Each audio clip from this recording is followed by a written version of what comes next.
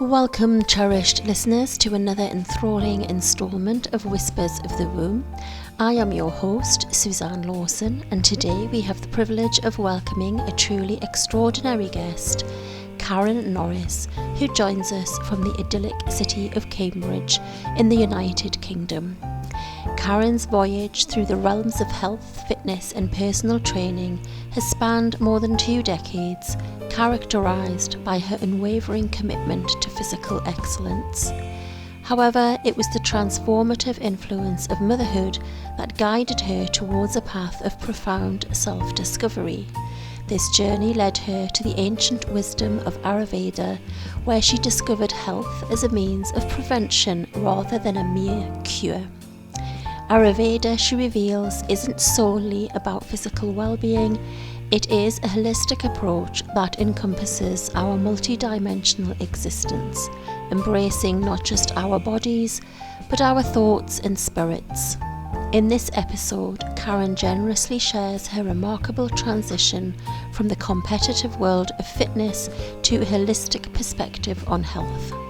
Furthermore, she delves into how she finds inspiration in the enchanting universe of Harry Potter to craft a truly magical yoga experience. So, dear listeners, get comfortable, relax and prepare to be captivated by Karen's extraordinary journey and the enchanting yoga creations she has to offer. And welcome, Karen. I'm delighted you've joined us. So please share with the listeners about your yoga journey and what you offer to your local community and online. Hi, Suzanne. Thanks so much for having me. Really pleased to be here and speaking to you today. So my yoga journey, so it's quite an interesting one. So I've always been into the realms and worlds of health and fitness, personal training, doing nutrition, so all that kind of the side of the world, probably for around 20 years. My background is competing in body fitness and also various competitions, running, all that kind of thing. And then it was when I fell pregnant that I wanted to find some way to still keep fit. And really it was after I had my newborn at the time, who's now 7. I really kind of delved into yoga whilst I'd done it previously to keep away injuries at bay. It wasn't really in the forefront of what I did. But just after I had my little boy, I wasn't able to go out and do all my usual exercises. I started practicing yoga at home in the comfort of my own living room, and it pretty much became every day. Just really delved into it, absolutely loved it. And originally it was for that fitness and keeping toned aspect, but then I kind of, as the more I did it, the more I realized there was so much more to it. And then that's when it started sort of uncovering, learning more about yoga. It really isn't just a physical practice, as we kind of mentioned a little bit later. So I'm also kind of following one of the yoga's sister sciences. But yeah, it's just opened up all sorts of things for me. It really allowed me to delve deeper into my mind and into my body and how I was holding myself back in many ways. And I really feel that yoga is the science of the mind. So whilst many people go into practice yoga, and I think it's quite common, they think about it as a physical practice, like building strength and flexibility.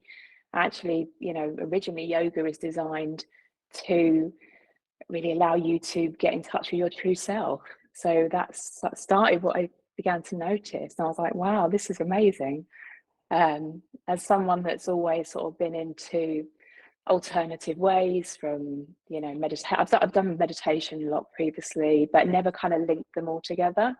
So yeah, it really kind of made sense to me, and it really sort of helped my understanding of myself, allowed me to do like kind of more shadow work into myself. So the more I was able to, be conscious of my own mind, the things I was saying, what was coming up in my head, I was really able to start to realize that actually, we're not our mind and we're not our body. And that was quite like an awakening call for me, really. So yeah, so that's sort of how I got into it. And, I just become so passionate about it. I then took my yoga teacher training, which I think might have been where I met you. No, actually we were later on, weren't we? Yeah. So I did my yoga teacher training. And then at that time, luckily within my yoga teacher training, we was also introduced to Ayurveda. So that was part of within our 200-hour training program. Also fell in love with that side of it as well, because also that kind of represented the health and fitness background in a very different holistic way to what I was previously doing. But I was definitely ready for that turning point at that stage of just taking things in a completely different perspective, because I felt that certainly in my fitness days, it was all about, you kind of needed validation from others. So without realizing it, Yeah. you're just constantly chasing this, it's like competitive mindset, which actually was quite damaging long term. For a while it was fine, but I didn't realize how much I was seeking external validation from the outside world. So that's something that, yoga really taught me to check in with my mind. Yeah. And then like the Ayurveda side of it taught me to allow me to,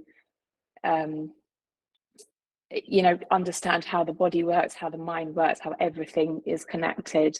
And yeah, how wrong I was going about it before. So it's like, no, I'm done with that. I need to go this way.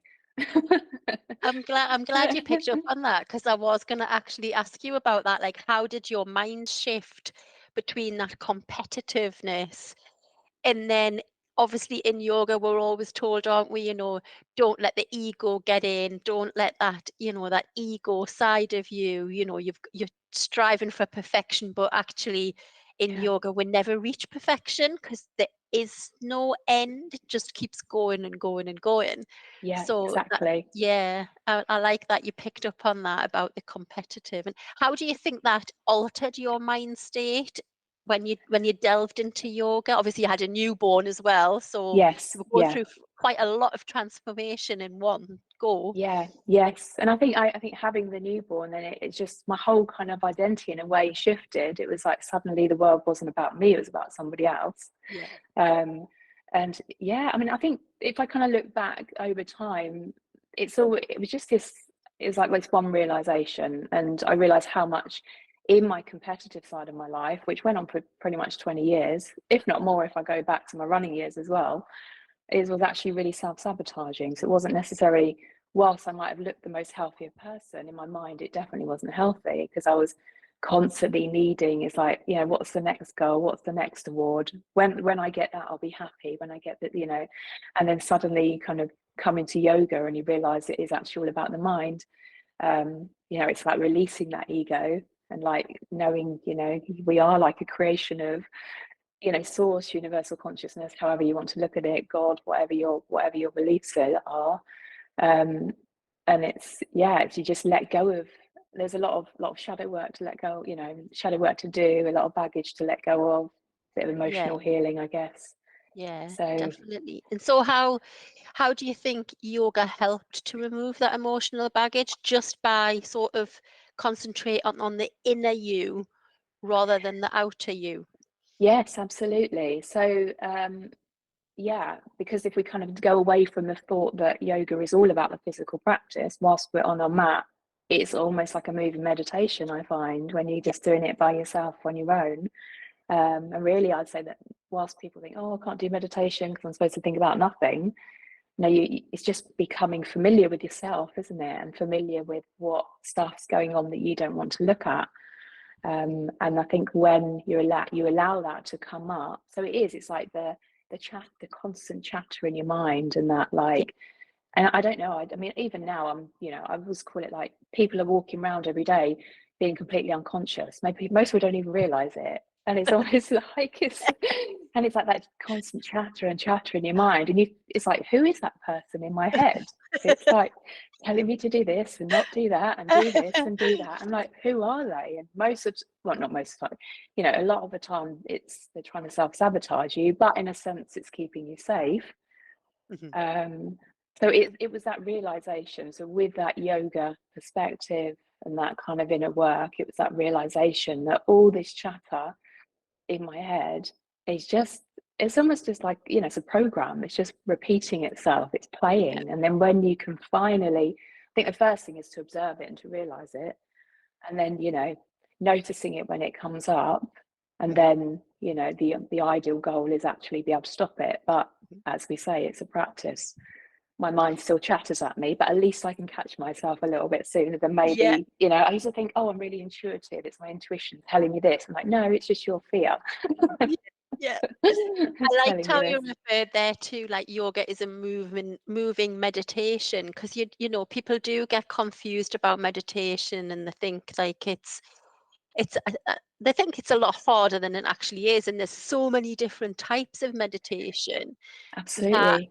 and it's like finding what works for you. And I always remember one yoga class I went to, and we were asked to blindfold ourselves Oh, and wow. do the yoga class Yeah. blindfolded. And that was amazing, because you didn't know, you were just listening to this teacher telling you what you had to Yeah. do. So it didn't really matter what you looked like, because no one else could see you. It didn't really matter. It was all about how it felt. It was all about constant. You really had to concentrate on what she was saying. And whether Yes. you got it wrong or not, it didn't really matter, but it was really uplifting. And yeah, Wow. yeah, That it was sounds good. fascinating. Yeah, I'm Yeah. sure it was. Excellent. And Yeah. so you touched a little bit in the intro about your Ayurveda journey. So can you just share with the listeners what Ayurveda is? You've touched on it a little bit, but how that's like kind of woven into your everyday lifestyle now. Yeah, sure. So I think because I've always come from this health and fitness background, when Ayurveda was brought into my life, um, in actually during the yoga teacher training, I was very lucky with that. It was just like, wow, I was just like really fascinated by it. So really, Ayurveda is like the science of life. So whereas we look at yoga, so yoga is the science of the mind, Ayurveda is the science of the body. Um, so a lot of people actually, when they're practicing yoga for physical reasons, like as I did in the beginning, for like fitness and strength and general, toning health purposes, actually, really, I was practicing Ayurveda because I wasn't like thinking about the mind side of it. But true yoga is about the mind, and also Ayurveda was designed originally to be practiced with yoga. So the Vedas designed the two practices to be designed together, to be practiced together. However, I think yoga took off a lot more than Ayurveda. However many years ago it was, that had become really to the forefront in our Western world. But I also think Ayurveda is now catching up, and I'm sure it will do going forwards. It's just that understanding. It's like, what's Ayurveda? So really, it's about our health, and our well-being, and it's not like Ayurveda treats health as prevention rather than cure. So it's like doing practices every day that's going to make sure that you're preventing creating negative, bad situations in your life, ill health.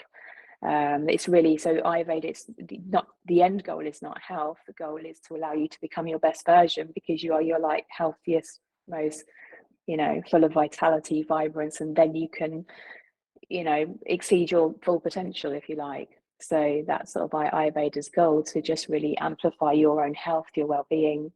And it is a medical science, but it's not just about the physical body. It takes us looking like more of a multi-dimensional perspective. So we're not just our body, we're our mind, we're our thoughts, we are our intuition, we're our feelings, we're everything. So it encompasses all of that, and it kind of brings it, so it's like everything you do throughout your day. And then it's going back to like the thoughts we have. So they say in Ayurveda, we are not, so it's very, a lot of people might have heard Ayurveda being all about, oh, Ayurveda is like kind of some way that you eat, but Yeah. it's not just about what you eat, and it's not just about, certain recipes. It's everything. It's everything that we digest. So as well as the foods we eat, it's the thoughts that we have, it's the things we see and watch, the things we hear, the things we engage in. It's our whole energy field, is our whole vibration. Um, so, and if we think about it, I would say even the person with, so whilst nutrition, I believe is massively important, even with the best nutrition, and the best diet and the best physical exercise, if our mind's not healthy, we can still get very poorly, because stress and fear and all that sort of negative emotions is detrimental to our body's health. It's like, as you know, I think we learn that in yoga anyway, don't we? Like the parasympathetic nervous system, the sympathetic nervous system, what happens when we go into that fight and flight and fear state. It's that cortisol drip in our body that's creating all these, toxic chemicals dripping around our body. We're not supposed to be in that state the whole time. Absolutely, yeah. That really resonates with me, because I've been doing a lot of work, obviously going through the menopause Yes. and eating really healthy, taking vitamins, um, concentrating on my yoga, concentrating on my diet, being positive, and all of those things go really, really well together. But then Yeah. one simple thing can happen that drives that cortisol level way up. And what I didn't realize, I'm on HRT, and obviously I eat a lot of foods that have estrogen in them as well. So I'm getting that estrogen from my gel and from my food. But what happens when your cortisol levels increase, you lose all of that estrogen. All of the Yeah. estrogen that you've, fueled into your body just literally dissipates within seconds. And Yeah. then that's why you just crash down, and then you're back to square one again. And then you think nothing's working, when Yeah. actually it was just that one trigger. It could have just been a disagreement with someone, or you Yeah. dropped something and it smashed, or whatever. So Yeah. yeah, Yeah. yeah, And again, that's that moment of going unconscious, isn't it? And going yeah, back to that, our mind taking over, or that situation taking over, the lower energy.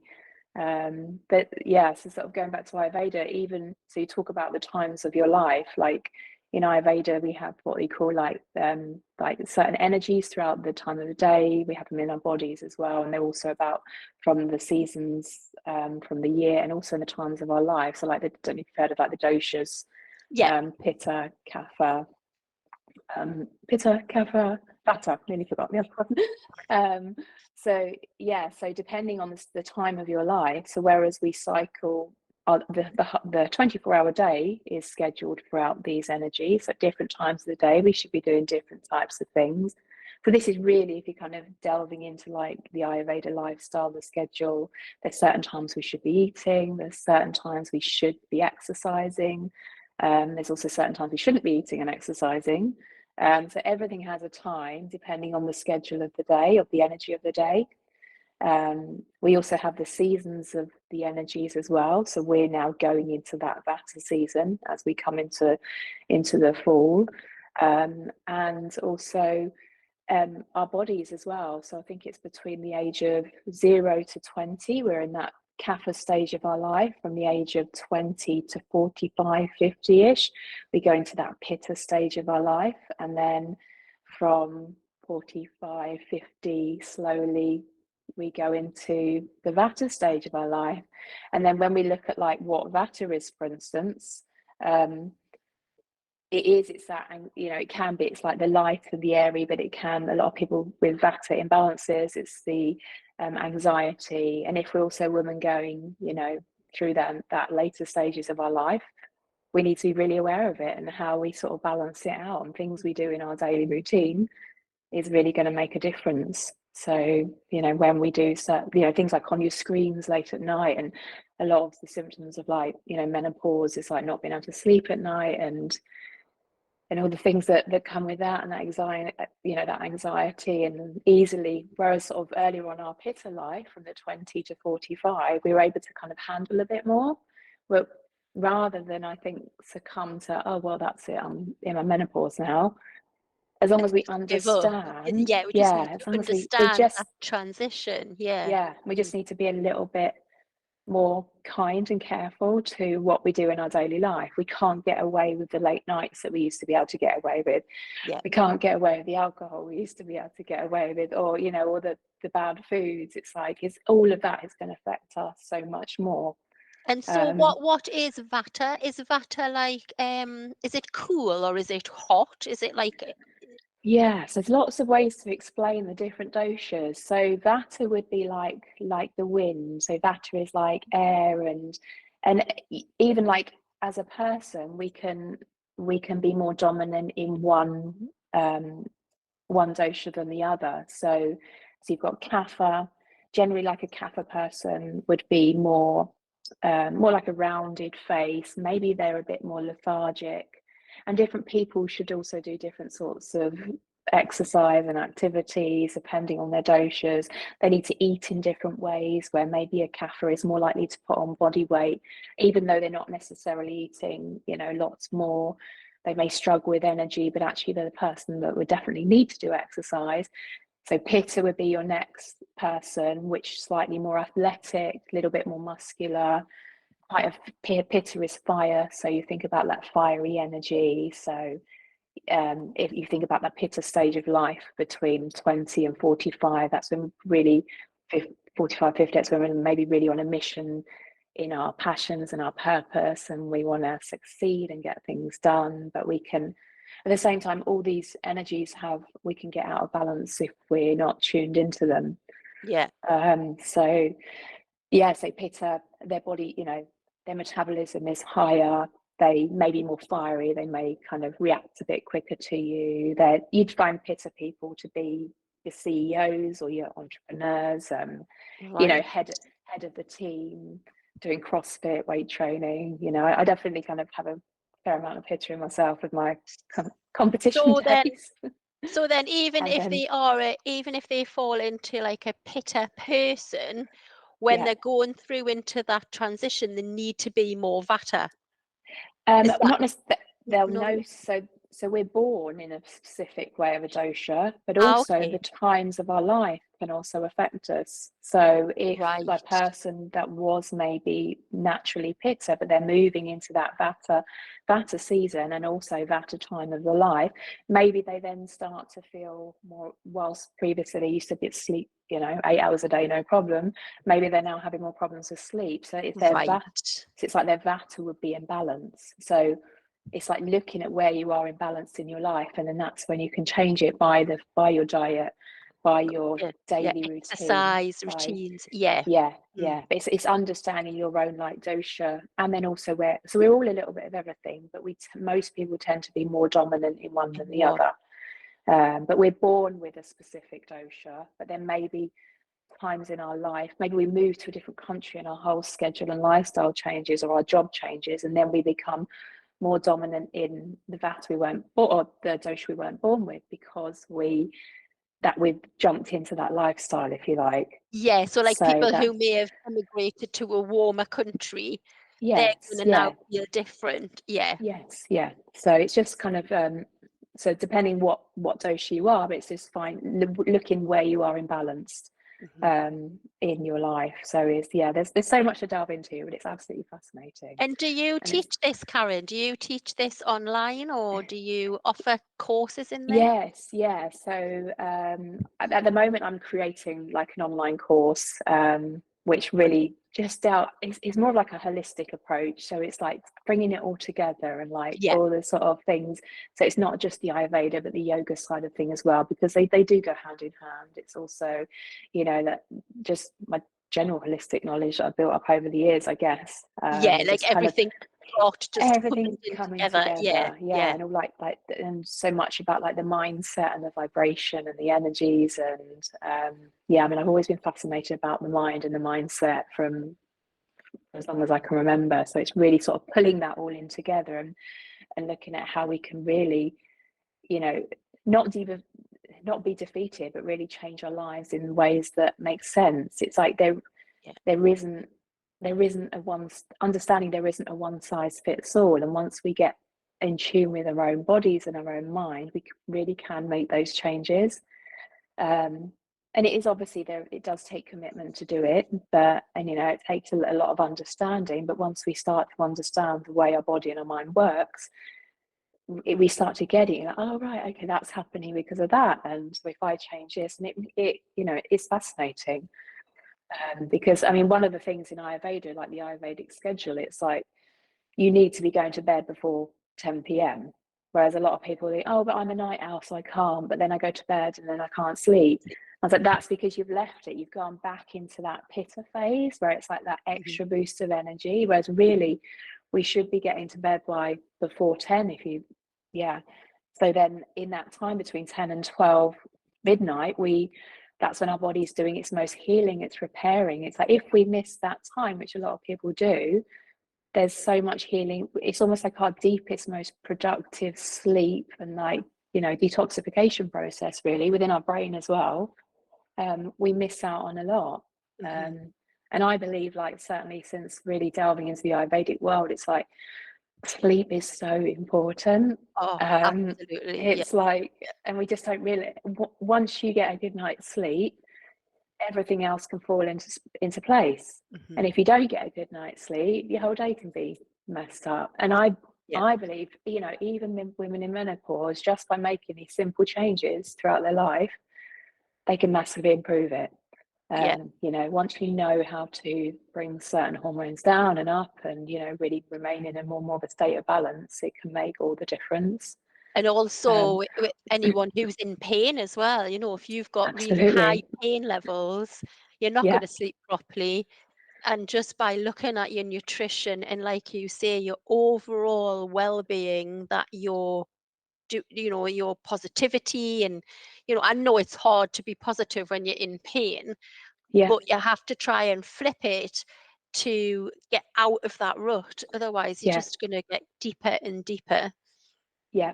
And then many people kind of who are in pain. So whilst, things take time to come into the body. In Ayurveda, we sort of say, that's just, first of all, it was like an energy, and then it's transformed into a physical pain because we haven't checked in with it soon enough. So once we start, there's all sorts of amazing transformational healing things that happen when people really do start to tune in and align with their body. So I think it's not giving up. It's not thinking, well, that's it, I've got this, therefore I can't heal it. I believe in, maybe a bit out Absolutely. there, but I believe anything can be healed if we truly kind of know which direction to take it within ourselves. And obviously that's a personal thing for everybody. But there are simple things that we definitely can do Mhm. in our daily life too. So if we're a person that's in chronic pain, then even more important to be really checking in with our body, following, the main thing, get your nutrition right, um, do the exercise that you're able to, the body, move in a way, even if it's like, chair yoga or anything. And mindset as well. It's like we don't realize how much the mind creates, you know, toxins in our body, which is making it actually worse. So, I know I remember when I was really poorly and I would go out for like a little short dog walk around the village. And I just started, because I was walking so slowly, I yeah, just started to notice things more, yeah, notice, like nature, trees, plants, flowers, whatever it was, but notice it in much more, I don't know, from a completely different, yeah, mindset. And that yeah. used to just be sort of something that would really lift me up. It would really give me that energy to be more motivated, if you like. Yeah, and what a gift. I know we sort of say every cloud has a silver lining. What a gift that is, isn't it? The amount of people that are just rushing around the streets, like walking, stuck in their head. I've got to do this, I've got to do that, really Yeah. busy. And it's like, and they don't see anything. And then you actually, I mean, sometimes I'll do that. I'll go out and I'll actually do like a walking meditation. I'll be like, right, just focus on my breath and focus on everything around me. And Yeah. if a thought comes in, that's fine. Okay, just let it go again. The same way that you would doing an normal meditation. Yeah. And it's just amazing. And it's just like you start to see the trees and almost light up. And once you manage to get it, some days are better than others, but once you do get into that space, but maybe even an illness in itself is telling the body you need to slow down, you need to do something differently. Yeah. You're doing too much. Yeah. Check back in with yourself. What do you Yeah. need to heal? Because I Mhm. think, we're all here to learn and grow in one way or the other. Mhm. So, And so for our listeners who've never tried yoga before, or any kind of wellness modality, like maybe they're listening to this and they're like, I've always wanted to try yoga, or I'm not really sure what I should be eating or whatever. What's kind of one piece of advice that you would give our listeners to start that journey today? I mean, I would say it's not about so it's about progress, not perfection, and just start. And I Yeah, think so many people are too, especially if you're going to a group setting, I think so many people are too concerned about what they're going to look like, what someone else is going to think of me. They look better than I do. And it's just such a self-sabotaging place to be in. And realistically, everyone's too consumed with themselves, you know. that's At the end true. of the day, they're kind of everyone's got their own worries, and Yeah, I see this in my yoga classes all the time. Sort of when I'm teaching, one person will be really good in one posture, like their hips are really open, and I mean my hips are quite actually tight, so some of my clients will be doing, you know, a lot more better postures in that way than me, and yet, you know, their hamstrings are really tight, and it's like it's that judgment that we just need to let go of, and it's just really trying to, you know, start to love our body because it's the only one yeah, we've got. And how can we how can we be the best to our body, you know, that we can be. It's like it's not like a car, is it? We can't go and get a new one. um, so yeah, I mean really it's, and I think a practice it should enrich us rather than burden us as well. So if you're thinking, right, I have to do an hour a day, 5 days a week, maybe that's not possible. We'll just start with 5 minutes or 10 minutes, or just start with something, commit to something that you can do, stick with that. Then it becomes that habit. It's like creating a habit is the hardest part. So isn't it's it? like Yeah, yeah, it's making that change. So it's making that commitment, making that change. But what's one thing that we can guarantee happens is change in the life, you know, going back to the seasons and the doshas, there's always change. So yeah, either we do it ourselves, or we get get a curveball at us and thrown at us. But just those little micro, and that's why I love Ayurveda. It's just micro things. It's like, well, that can't be that important. Well, actually, it is. If you kind of do all these little micro practices and slight changes in the way you live, the things you do, you're going to see massive results. And you just kind of, you know, the way you feel, just yeah. by tiny little things that you think actually aren't that important, by I getting up a know bit that earlier, doing a when morning I routine. Yeah, when I was recovering and I physically couldn't do yoga and I physically struggled with walking and so exercise was a struggle. I was kind of thinking, all right, how can I heal myself? What can I do? So I was Yeah, looking at like the chakra method, looking at color therapy. So I would get up in the morning, I'd be like, right, today I'm going to wear red and I'm just going to excellent. concentrate on my root chakra. Everything Yeah, about what I do is going to be about my root chakra. And then the next day I might have wore green and then I'm going to concentrate on my heart chakra.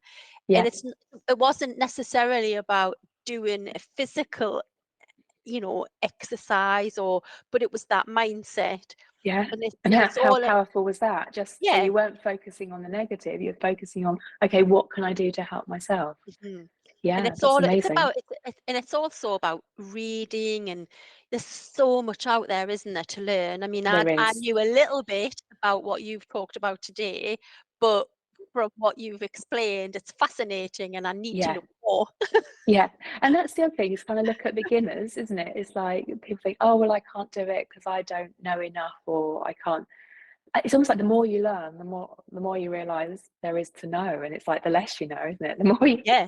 it's like, And wow, I'm just kind of uncovering such a small amount of what can be found here, and it should be fun. It's like the yeah, practice of the, you know, yoga. We call it a yoga practice. We never reach that goal, do we? Same with meditation. I'd say same with Ayurveda. You know, it's not like a 30-day fix. It's a it's lifestyle. a lifestyle. Yeah, Yeah. absolutely. And then you keep just tweaking it. Mm. Some days are going to be better than others. That's fine. Just Yeah. the only time you fail is when you give up.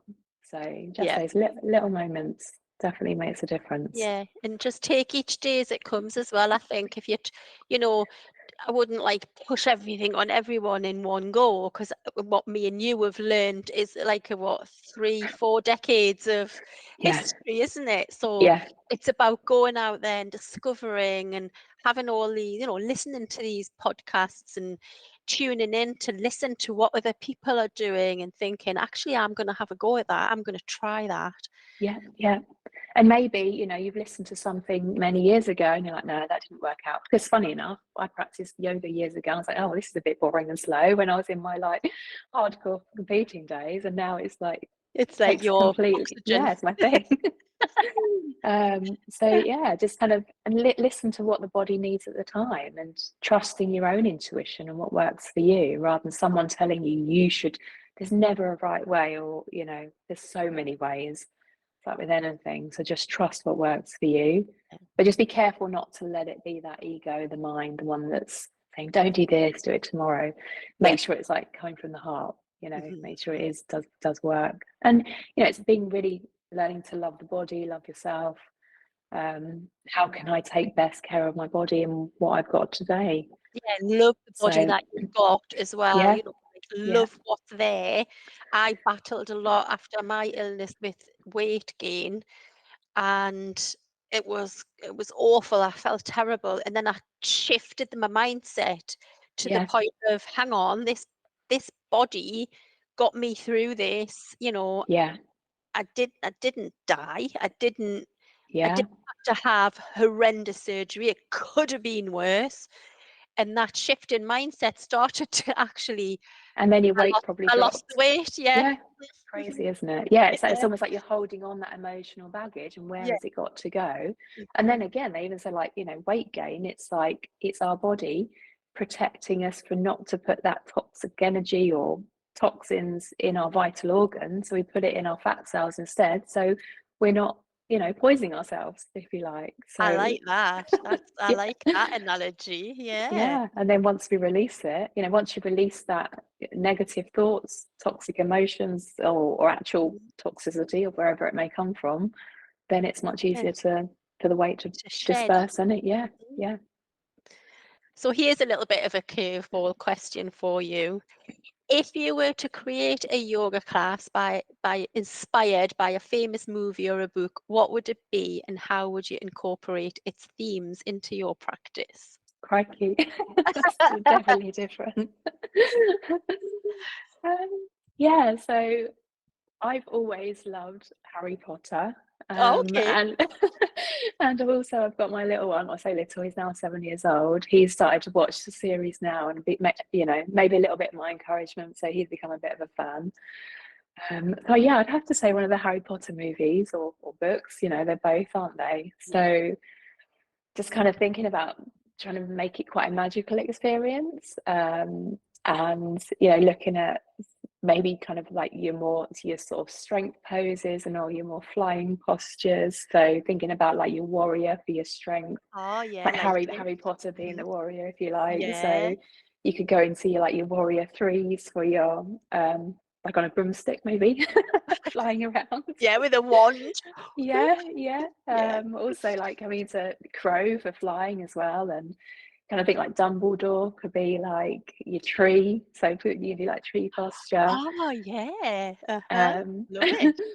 yeah, maybe just kind of really weaving some magical elements into it, and maybe a bit more freedom on the mat, so people to do what they wanted to do rather than like you need to do this, this, and this. It's like Mhm, move in a way that's maybe not, completely yoga, just move in a way that your body feels it needs, and mhm. yeah, make it sort of, you can do like, I don't know, um, I don't know, like falling triangle and like, yeah, I don't know, all sorts of different things you could add in, couldn't you? Everyone could come and wear a cape. Everyone should wear a cape. Yes, yeah, yeah, and bring a wand. I love it. Well, Yeah, thank that'd be you, interesting to Karen. try. Yeah, Thank it you. would. But thank you for this. It's been really inspiring, and I've learned a lot from this Oh, episode. good. I'm glad. Um, so what else do you want to share? You're in Cambridge, is that correct? Yeah, in Cambridge. Yes, yeah, I'm in Yeah, Cambridge. Yeah, yeah. And yeah. so what So else do you want to share with the listeners? If there's anyone nearby you, what do you offer in your local area as well as your online offerings? yeah, so if there's anyone nearby, I do run a regular yoga class literally in my local village, Waterbeach. So I have a regular yoga class that I set up myself there. I also teach at Hot Pod, so that's that other side of things. It's like they're the people that are probably practicing Ayurveda rather than actually yoga without even realizing it. So it's like that intense, that sweat on, but it's good fun. I do enjoy it.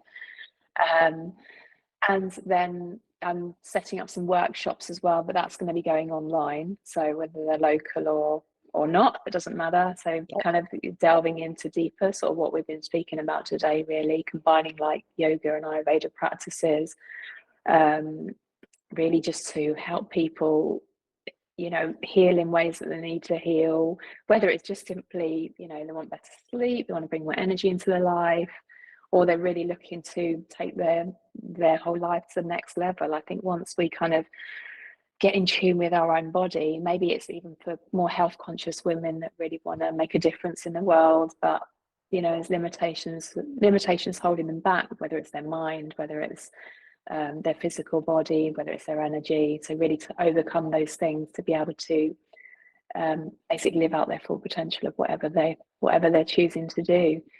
So I've also actually just finished creating another little freebie, and I'll send you the link if I haven't already. So it's like a sleep and wellness toolkit. So it covers a lot of what we've spoken today. It sort of explains about the doshas and the timing of the day. What else is in there? It's like the circadian, how the Ayurveda clock is similar to like the circadian rhythm. It's also got about your mindset, and as I mentioned before, about like it's not just everything we eat, it's all that we digest. Lots of things, and that also included an audio relaxation and sleep meditation within that as well. So so that's I think that's going to be like a little sample of what I'm going to be adding into like to the course. more bigger intensive course. So if anyone's kind of interested in that more holistic way of living, definitely give that a download because it's totally free. Brilliant. Yeah, and I think that's it. Well, thank you. Thanks so much, Karen. So we met a few years ago now, didn't we? I think it was about I think it was before COVID. Yes. On one so of the about 5 years ago. about 5 God. years ago. Yeah. On How one of time our flies. yoga things. Yeah. So you're up. Where are you? I'm based up near Newcastle, sort of in between Newcastle and Durham. Yeah. So it shows how distance doesn't matter, especially now we've got all this. No, I've had on our podcast episodes, I've got people from Australia, Oh wow. America, France. Wow. That's awesome. Bringing all of us lovely ladies together across the globe. Yeah, and well done you as well on your healing journey. That's super inspirational. So you're just like you know, a shining example of what can be done. So I think going back to the conversation that we've had today, it's actually highlighted in my head, which I hadn't realised, how it's positive mindset. Absolutely. 100%. I totally agree with that with all my heart. So I mean, we don't even watch the TV, and my little one does, but we don't watch the TV, we don't watch the news, I don't watch the news. No. You mentioned earlier actually about the was it the vibrational energy that you take in, and ever since I studied Reiki, I'm a Reiki master. Ever since I did that, I've never been able to watch the news. No. Strangely, even when I was a child and my parents used to have it on telly, I just zoned out. And it was like, even then, it's like I knew it just wasn't good. And it's just like, zone out, completely black it out. And I've never enjoyed it, never. And people would say to me, oh, have you know about this? No. And they look at me and stupid. And like, I don't want to know, unless I need to know, and that isn't me being not caring. But the thing is, we can make ourselves sick just by things that we have no control over. So just being really careful of where pay complete attention to what you can control, not what you can't. You know, put your attention there, what you eat, what your surroundings like, what your thoughts are, all the things that you can control. That's where our energy should go. So absolutely. Well, thank you so much, Karen. It's been a pleasure. Thank you. Episode. It's been lovely. I'm gonna definitely tune into this freebie that you've got on definitely get it. Definitely All right. Wonderful. Thank you. Thanks so much. For your time. Take care. You too. Namaste. Have a nice day. Namaste. Bye. Dear listeners, we sincerely appreciate you embarking on this captivating journey with Karen and immersing yourself in her insightful exploration of the holistic realm of health and wellness. We trust that her story has been as enriching for you as it has been for us. As we draw the curtains on this episode of Whispers of the Womb, we encourage you to remember that the path to self-discovery and well-being is a deeply personal journey, uniquely tailored to each individual. Embrace the magic within, for it lies at your very fingertips. If you're eager to uncover your own magic, we invite you to explore our exclusive Wellness to Womb program. This transformative experience is designed with you and the magic of well-being in mind. Stay tuned for more enlightening conversations in the episodes to come. Until then, may your journey be filled with boundless health, vibrant vitality, and the enchantment of self-discovery. We extend our heartfelt gratitude for being a cherished part of our podcast community. Please consider sharing this magical lifestyle journey with your own tribe to ignite their own wellness magic. And the show notes on how to contact myself, Suzanne Lawson, your host, and Karen Norris will be in the show notes in the bottom of this script. Namaste.